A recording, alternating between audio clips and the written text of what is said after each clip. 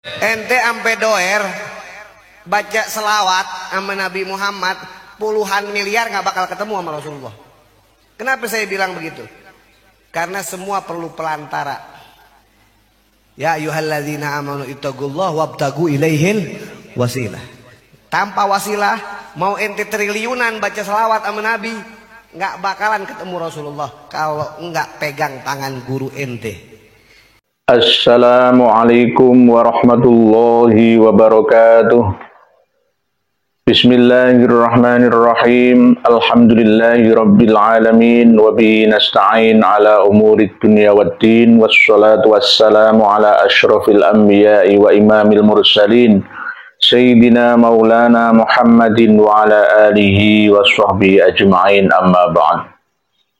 Para pemirsa dan pendengar sekalian, saudara-saudariku semuanya dari lintas suku, bangsa, dan agama dimanapun dan kapanpun, semoga senantiasa berbahagia, diberikan kesenangan, ketenangan, kedamaian, kesejahteraan, kelimpahan, diberikan oleh Allah suasana keluarga yang sakinah, mawaddah, warahmah, dzurriatan, thayyibatan, sholih dan sholihah, hidup yang hasanah fid dunia dan hasanah fil akhirah. Pada kesempatan yang hasanah ini kami akan meluruskan apa yang menjadi ucapan dan keyakinan dari menyampaikan sekaligus menjadi calo, menjadi perantara, ya, makelar agama. Jika beragama tidak melalui dia atau kawan-kawannya dia, maka agamanya tidak bisa diterima. Beliau menyampaikan, jika ada orang yang membaca sholawat 1 miliar 1 triliun sekalipun tanpa adanya orang yang menuntun, ya, termasuk yang mengenal siapa, bagaimana, seperti apa Rasulullah Shallallahu Alaihi Wasallam yang dikirimi doa rahmat ta'zim itu, ya, maka sholawatnya sia-sia, tidak diterima. Ini dalil dari mana? Saya cari-cari nggak ada. Kitab paling lama dan kitab yang tersedia saat ini pun saya belum bisa menemukan hadis itu. Yang saya temukan itu umruan, barang siapa membaca sholawat memohonkan rahmat dari Allah kepada Rasulullah Nabi Muhammad, maka dia akan dirahmati oleh Allah yang Maha Pemberi rahmat 10 kali lipat. Itu pasti, itu hukum sebab akibat tabur tuai. 1 dibalas 10. Kalau 10 dibalas 100 dan seterusnya sampai kelipatan 10. Sampai 1 triliun, ya, tinggal mengalikan saja kali 10. Oleh sebab itu, kok ada dan berani-beraninya seorang Habib yang mengaku sebagai cucu dzurriyyah Nabi kita Nabi Muhammad Shallallahu Alaihi Wasallam, kalau bersolawat tidak melalui gandengan tangan, ya, dengan gurunya ya dari dia, ya, dia sendiri untuk mendoktrin itu, atau dari golongannya dia, dari para habib itu, ya, maka tidak akan diterima, atau tidak akan sampai, atau tidak akan bisa berjumpa dengan Nabi Shallallahu Alaihi Wasallam. Ini maksudnya apa? Apakah maksudnya bisa bertemu dalam mimpi dengan Nabi, atau dalam kondisi terjaga, melihat dengan mata kepala sendiri, melihat fisik Nabi, atau bagaimana? Ini masih perlu penjelasan lebih terperinci lagi. Tapi bisa dipahami bahwa ucapan ini adalah ucapannya maklar yang mempersulit umat dalam melaksanakan syariat, sehingga agama ini akan menjadi berat. karena diotak-atik oleh mereka yang mengaku dzurriyyat. Sekali lagi, calo, makelar yang jual beli jasa sekaligus jual beli ajaran agama ini tidak layak ada di abad ini dan tidak bisa diterima oleh semua. Karena apa? Ini akan membebani kemurnian ajaran agama Islam itu sendiri. Jika ini diteruskan, tidak ada kalangan awam, umat, masyarakat yang mengingatkan akan sepak terjang mereka, kaum pembual itu, maka agama ini akan luluh lantak, hancur lebur, hilang dari keasliannya, hilang dari kemurniannya. Bisa juga Al-Quran tidak akan dipakainya, hadis pun tidak berguna. Yang dipakai adalah hasil karya karangan mereka belaka dari hasil mimpi-mimpi dari tafsir-tafsir mereka sendiri. Ini yang sangat-sangat berbahaya dalam hidup beragama ini. Oleh sebab itu, kita harus berani, jangan hanya manduk-manduk saja. Ketika berada di majelis-majelis yang didoktrin ya para jamaah peserta pengajian itu oleh para habib, maka harus berani menolak, minimal menolak dalam hati. Man ra'a minkum mungkaron falyughayyirhu biyadihi fa illam yastati' fa bilisanihi wa illam yastati' fa biqalbihi wa dzalika adhaful iman. Minimal mengingkari dalam hati, oh enggak benar itu. Jangan malah justru manduk-manduk dan membenarkan. Nah, ini yang tidak diperbolehkan. Barang siapa ridho atau rela terhadap suatu kebatilan, maka dia sama dengan ikut serta menjalankan kebatilan itu. Jangan sampai itu terjadi pada diri kita. Carilah pengajian-pengajian yang dimoderatori dan dinarasumberi oleh non habib, ataupun toh misalkan harus habib ya habib yang benar-benar alamah, yang alim ya, habib yang tidak ngawuran ya, tidak asal ngomong membual ya. Carilah majelis-majelis yang menghantarkan kita dapat mendapatkan kedamaian di dunia Riyadul Jannah, majelis zikir, khilaqul zikir yang menghantarkan kita mencapai kesempurnaan dan ketenangan dalam hidup kita di dunia sampai di akhirat kita. Harusnya seperti itu. Karena memang di dalam setiap majelis yang membahas tentang ayat Allah, baik ayat yang kauniyah ataupun qauliyah, nakli ataupun yang bahasan akli ya, yang semuanya bermuara pada ayat ciptaan Allah, maka suasana tempat itu adalah frekuensi, dimensi, resonansi surgawi. Apapun ya yang dibahas di situ, karena ada titik kesamaan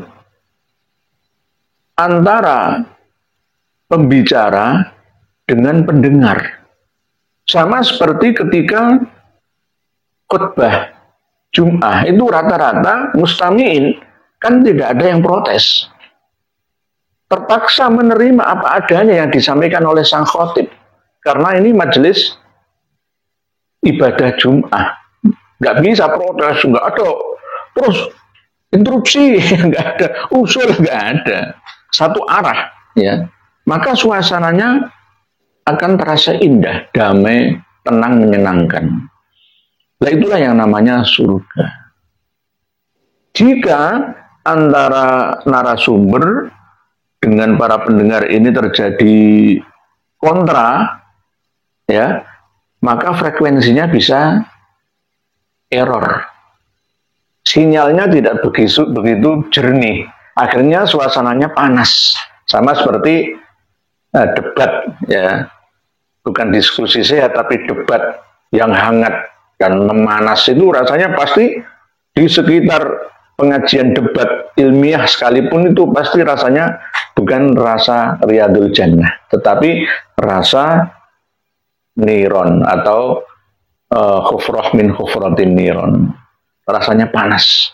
Nah, itu. Jadi jika ada majelis-majelis yang dihadiri oleh para habib selama ini, baik itu majelis-majelis rotib atau tahlil atau maulid ya, atau kajian-kajian yang itu rasanya memang damai. Tidak hanya majelisnya para habib, semua majelis, majelis-majelis taklim ya, majelis-majelis zikir ya, itu sama, semuanya adalah arena ya surgawi yang ada di muka bumi ini. Sama seperti apa yang Rasulullah sampaikan, idza marartum biriyadil jannah farta'u. Ketika kalian melewati taman-taman surga maka mampirlah, singgahlah. Wa ma riyadul jannah, Rasulullah ditanya, apa taman surga itu ya Rasulullah? Rasulullah menjawab, khilaqul dzikri, atau khalaqah, perkumpulan, pertemuan ya, yang di situ selalu mengingat Allah, baik mengkaji ayat-ayat Allah juga ya, yang tercipta ataupun yang terfirman. Jadi sama seperti apa yang Rasulullah sampaikan, tidak ada tempat yang mana di tempat itu dikaji, dipelajari ayat-ayat Allah, maka akan turun rahmat, sakinah, wa ghasyiyatuhumur rahmah, wa hafathumul malaikah. Dilingkupi, diliputi oleh perasaan tenang, damai, nyaman. Itulah yang namanya suasana surgawi. Tidak peduli salah atau benar yang disampaikan itu, asalkan para jamaah mustami'in, muridnya, santrinya itu diam saja, ngangguk-ngangguk aja, ya rasanya ya damai. Damai. Ya sama seperti majelis ngopi gitu ya. Sama dengan waktu kita mancing ya, hening ya. Ya sama seperti itu. Itulah yang namanya surga-surga yang tercecer di muka bumi ini, di dunia ini. Oleh sebab itu sekali lagi ingin ketemu kanjeng Nabi dengan cara membaca sholawat Nabi sebagai bentuk wasilah atau sarana kecintaan kita kepada beliau, baginda Rasulullah Shallallahu Alaihi Wasallam, dan senantiasa harapan kita diberikan rahmat oleh Allah 10 kali lipat dari apa yang telah kita mohonkan kepada Allah untuk Rasulullah itu. Kok malah ditolak mentah-mentah ya. Sholawat itu nggak perlu ijazah. Yang penting pernah mendengar dari khutbah, ya, dari mau'idhah hasanah, ya cukup. Pernah mendengar ada ustadz kiai, guru kiai, ajengan, tuan guru, ya tengku dan lain-lain itu, ya cukup diamalkan saja. Karena sholawat itu frekuensi, resonansi, dimensinya dimensi ketenangan, dingin hawanya, beda dengan zikir-zikir yang lain. Jadi cukup ya sholawat dibaca 1 kali akan mendapatkan 10 kali rahmat dari Allah Subhanahu wa Ta'ala. Apalagi 1 triliun kok ditolak, itu bagaimana? Nah ini namanya pembohongan dan pembodohan, maklar agama, calo yang bergentayangan ya, menjual belikan jasa demi kepentingan pribadinya. Sangat berbahaya ini. Ini bisa saya analogikan seperti 2 orang yang sama-sama nyantri di Mekah. 2 orang ini berasal dari Indonesia. Di Mekah ini dapat informasi gurunya sama. Hai kedua santriku, mobil itu rodanya 4. Mobil itu rodanya 4. Ya semua orang tahu mobil itu rodanya 4, kecuali truk gandeng ya. Mobil itu secara umum rodanya 4. Sepeda motor itu rodanya 2, ya kecuali bentor ya. Semuanya paham, nggih, syekh sama. Ketika dua orang ini pulang ke negara asalnya Indonesia, ini saling bertengkar dua orang ini. Hei, kawan, hanya saya saja yang boleh menyampaikan kepada umat bahwa mobil itu rodanya 4. Lo nggak bisa. Saya juga tahu kalau mobil itu rodanya 4. Nggak bisa. Nggak harus saya yang menyampaikan. Kamu nggak berhak menyampaikan itu. Kalau kamu yang menyampaikan itu, maka itu salah. Karena ini urusan saya. Nah, nggak bisa. Nah, ini sama dengan Habib dan Kiai. Habib dan Kiai. Habib ingin membuang Kiai, tapi Kiai sebenarnya masih tetap, ayo podo-podo berjuang menyampaikan kebenaran kepada umat dan masyarakat bahwa sepeda motor itu rodanya 2. Oke, siap. Harusnya begitu. Kiai ngajak rukun, tapi Habib ini nggak mau. Dia ingin menguasai informasi yang ia terima dari guru yang sama. Ingin menjatuhkan lainnya. Harus saya. Sholawat tidak akan sampai kepada Rasulullah tanpa melalui bimbingan saya. Datuk-datuk saya dan golongan saya, karena saya ini adalah cucu Rasulullah yang lebih mengenal Rasulullah. Kalian tidak pernah mengenal Rasulullah, aku yang mengenal Rasulullah. Jadi harus melalui saya. Kamu tidak akan masuk surga tanpa izin saya. Ini namanya panitia surga. Ini yang namanya jual beli agama. Agama Islam itu mudah sebenarnya, tidak sesangar dan seberat yang kita lihat dan kita bayangkan selama ini. Yang membuat Islam itu kelihatan sangar, kelihatan berat, ya, itu adalah para oknum, calo maklar-maklar yang menjual belikan jasanya dan sekaligus menjual beli hukum-hukum agama yang ada. Sehingga banyak orang yang tidak tertarik dengan Islam, khususnya kaum moderat dari kalangan etnis Tionghoa yang ada di Indonesia khususnya. Karena apa? Menganggap bahwa Islam itu berat menjalankan ajaran agamanya. Harus ini, harus ini, harus ini.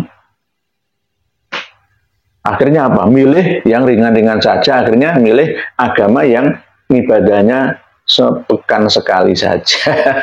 Dan dijamin oleh pastornya penebusan dosa, masuk surga semua. Sama seperti dalam lingkup Islam Jamaah atau Darul Hadis. Ada penebusan dosa. Semua bisa ditebus dengan uang atau harta oleh imamnya yang bisa menentukan surga dan nerakanya pengikutnya. Nah, inilah yang namanya aliran, ya, yang menyimpang. Selain takfiri juga menganggap bahwa surga milik sendiri dan golongannya saja. Mungkin demikian yang dapat saya sampaikan. Insya Allah sudah kami bahas secara semi detail tentang apa, bagaimana, ya, sholawat itu, apa artinya sholawat, apakah sholawat itu hanya untuk Rasulullah? Tidak. Sholawat itu artinya dibuatlah pemahaman secara umum saja. Jadi sholawat itu bisa kita mendoakan sesama kita, ini namanya sholawat sama. Nah, yang sholawat paling besar, ya, adalah sholawat umatnya Rasulullah kepada Rasulullah, karena ada perintah dari Allah. Tidak hanya itu, ya, Allah pun juga memberikan rahmat kepada Rasulullah. Malaikat pun memintakan ampunan untuk Rasulullah SAW. Begitu juga kita, oleh Allah dan para malaikatnya juga diberikan sholawat untuk kita. Sudah saya bahas dengan bahasan yang semi detail pada video yang lalu. Silahkan dibuka kembali. Oleh sebab itu, kita jangan sampai hidup hanya mengandalkan sholawat saja. Jangan fanatik berlebihan terhadap fun, ya, dalam ibadah kita. Nah, nanti jadi sholawat, pokoknya sholawat. Ya, enggak begitu. Islam itu ya lengkap, tidak hanya sholawat saja ibadah itu. Ya, tidak menyempelekan, ya tidak. Ini jangan sampai fanatik buta lah, ya. Ibadah itu banyak, ya, ada sholat, ada zakat, ada puasa, ada haji, ya, dan lain-lain. Tidak hanya sholawat saja. Demikian, wallahu a'lamu bis-shawab, akhirul kalam, wal afu minkum, wassalamu alaikum warahmatullahi wabarakatuh.